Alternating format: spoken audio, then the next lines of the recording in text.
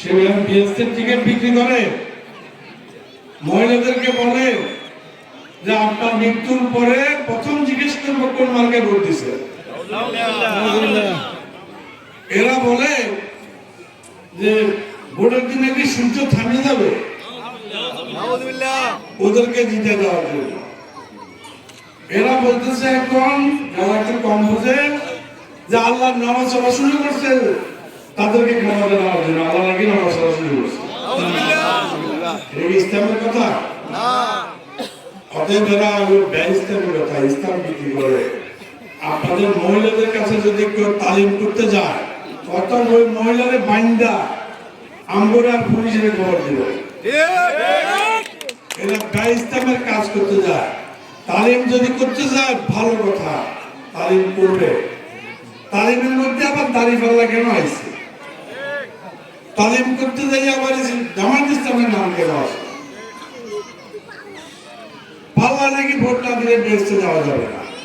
তাহলে এই যে গত নির্বাচনে মানে 18 বছর আগে 16 বছর আগে নির্বাচনে ওদের সব নেতারা ধানের সরা নিয়ে ভোট করলো, জামাতের নেতারা। তখন যে তারা নিজেরাই ধানের সরায় ভোট দিল তখন বেসটা দুর্যোগ কোথায় ছিল?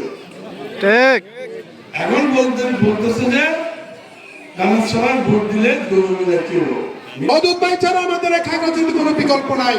আপনারা সবাই একত্র হয়ে আগামী গত 15টা বছর আমরা ভোট কেন্দ্রে যেতে পারি নাই, আপনারাও যেতে পারেন নাই। আগামী দিন ইনশাআল্লাহ যাবেন। আমাদের প্রিয় নেতা মওদুদ ভাইকে দানের শীষে ভোট দিয়ে জয়যুক্ত করে ওনাকে সংসদে পাঠাবেন। আপনারা এমপি উপহার দিবেন। আমাদের প্রিয় নেতা মওদুদ ভাই আপনাদেরকে উন্নয়ন দিবে। উন্নয়নের কথা আর বলবো না। মানিকচুরি মুসলিম পাড়াবাসী আপনারা জানেন এই মানিকচুরি মুসলিম পাড়াতে মওদুদ ভাইয়ের কি অবদান আছে। আমরা আজকে যে মাঠে বসে আছি এই মাঠটা কার অবদান, এই স্কুল কার অবদান সেটা আপনারা জানেন। তাহলে এই প্রিয় নেতাকে যদি সংসদে পাঠাতে হয় আপনাদের সবার এই দানের শীষে ভোট দিয়ে জয়যুক্ত করুন, তাহলে আপনাদের উন্নয়নের উপকার আপনারা পেয়ে যাবেন ইনশাআল্লাহ। টানা তৃতীয়বার অর্জন করেছে দেশের সেরা সুপার ব্র্যান্ড স্বীকৃতি বসুন্ধরা টিস্যু। আপনারা যারা এখানে এসেছেন তাদের কাছে আমার একটি প্রশ্ন, এই যে আজকে হাই স্কুলটি দেখেন, এই হাই স্কুল কে দিয়েছে? এই হাই স্কুলটা কে দিয়েছে?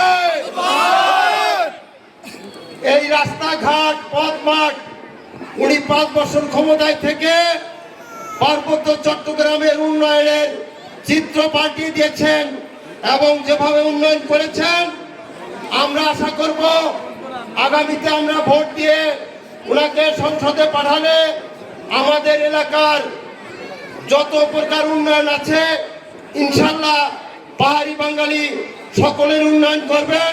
সর্বশেষ আপনাকে আশ্বস্ত করছি এই এলাকায় কোনো রকম কোনো ভেদাভেদ নাই, জামাত নাই, বিএনপি ছাড়া অন্য কোনো দল নাই ইনশাআল্লাহ। দুই একজন আওয়ামী লীগ ছিল যারা পালিয়ে গেছে। এখানে যুবলীগের সাধারণ সম্পাদকের বাড়ি ছিলেন, উনি 5 তারিখ দুপুরেই উনি পালিয়ে গেছেন। এরপরে আর এই এলাকা দেখা সাক্ষাৎ করেন নাই। তার হাত দিয়ে একটি উন্নয়ন হয় নাই। এলাকার মানুষ বলতে পারবে কি বাবা বলেন? আপনারা জানেন এলাকায় কোনো উন্নয়ন হয়েছে আওয়ামী লীগের দ্বারা?